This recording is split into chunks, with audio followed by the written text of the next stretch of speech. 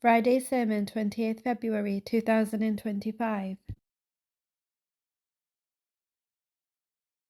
Incident of the poisoned meat. His Holiness, may Allah be his helper, said that after the Battle of Khyber there was an attempt on the life of the Holy Prophet ﷺ, whereby he was given poisoned meat. Upon conquering Khyber, the Holy Prophet ﷺ again showed great kindness and compassion, for after a treaty was formed with the Jews, the Holy Prophet ﷺ allowed them to remain in Khyber and forgave them.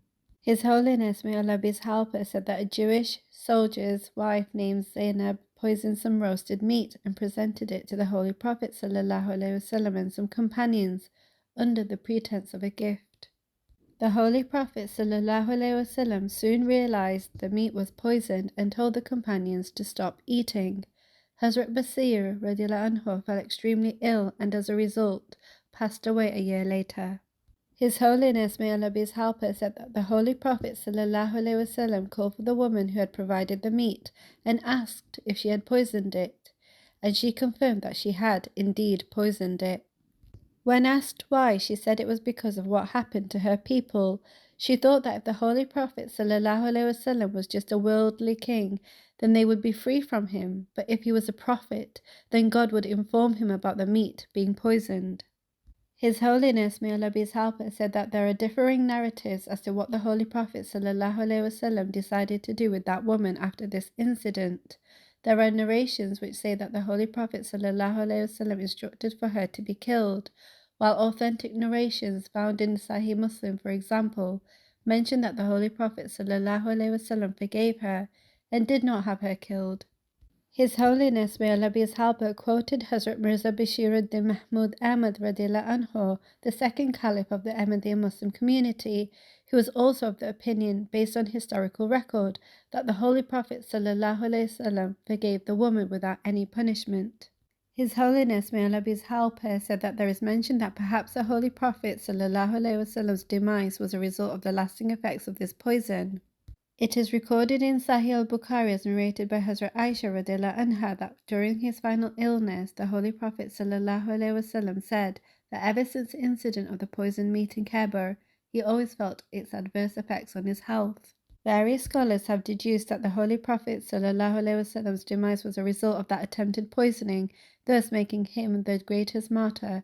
However, such explanations or justifications are not required, for due to their rank and status, prophets are already considered to be the rank of Shaheed, martyr, as well as Siddiq, truthful.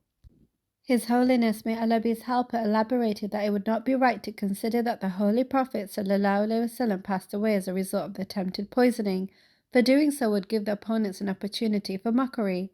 The poisoning was an attempt to verify the truthfulness of the Holy Prophet ﷺ, and it was because he survived the attempt that those people accepted him to be a truthful prophet, as his survival served as a miracle for them. As such, it is not at all possible to conclude that the Holy Prophet ﷺ passed away as a result of the poisoning. His Holiness, may Allah be his helper, said that upon further research it becomes evident that the Holy Prophet ﷺ did not in fact swallow the meat but only chewed it in his mouth momentarily before taking it out. Due to the poisonous elements, the Holy Prophet ﷺ's mouth would have become scorched or injured, the discomfort of which he would feel whenever he ate anything. This was the pain which the Holy Prophet ﷺ would have been referring to in his final illness. Moving on. Marriage to Hazrat Safiya radiallahu anha. His Holiness, may Allah be his helper, said that in relation to the Battle of Khyber, there is also mention of the Holy Prophet ﷺ's marriage to Hazrat Safiya radiallahu anha. When the captives of Khyber were distributed, Hazrat Dahya radiallahu anha was given Safiya, the daughter of Huyayya bin Akhtab.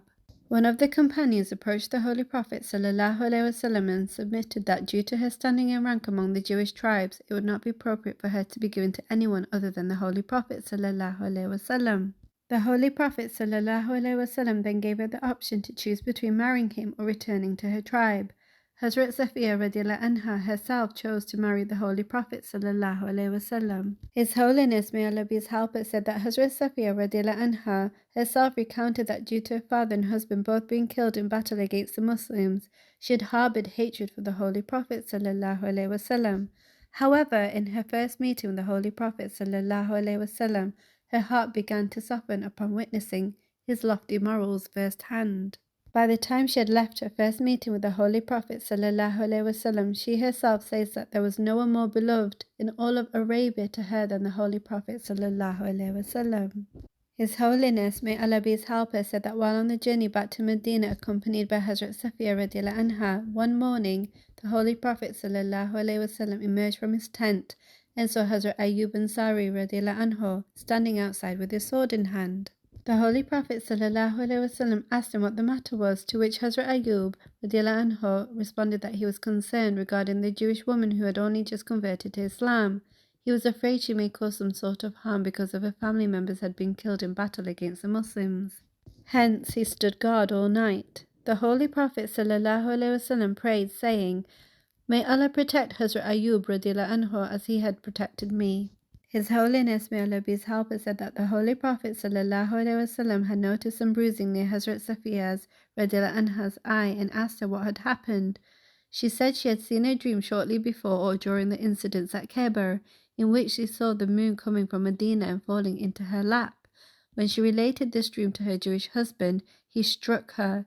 He said she had seen a dream of marrying the king of Yathrib, meaning the Holy Prophet ﷺ. His Holiness, may Allah be his helper, said that owing to nothing other than malice against the Holy Prophet ﷺ, there are those who raise allegations against the incidents of Khyber and the Holy Prophet ﷺ's marriage to Hazrat Safiya radiallahu anha. In reality, any accusations or allegations leveled against the Holy Prophet ﷺ result only from not understanding his life and character. The character of the Holy Prophet ﷺ is, in fact, a testament to his truthfulness, as mentioned in the Holy Quran. "I have indeed lived among you a whole lifetime before this. Will you not then understand?" The Holy Quran, chapter 10, verse 17. His Holiness, may Allah be his helper, explained that as such, any allegation that the Holy Prophet ﷺ merely married Hazrat Safiya radiallahu anha upon hearing of her beauty is proven false by his established character. This was never a basis used by the Holy Prophet ﷺ when getting married. The Holy Prophet ﷺ had married widows and those who were much older than him in age as well. In fact, the Holy Prophet ﷺ would marry them on the basis of their faith and to establish a connection with their people or nation as well. Furthermore, it was her decision to remain with the Holy Prophet ﷺ and marry him, thus dispelling any notion that the Holy Prophet ﷺ pursued this marriage because of Hazrat Safiya's radiallahu anha's beauty. His Holiness, may Allah be his helper, quoted the promised Messiah ﷺ, who explains that owing to the lofty rank of the Holy Prophet ﷺ, his every action was divinely guided. As attested in the Holy Quran, the Holy Prophet ﷺ said, "Say, my prayer and my sacrifice and my life and my death are all for Allah, the Lord of all the worlds."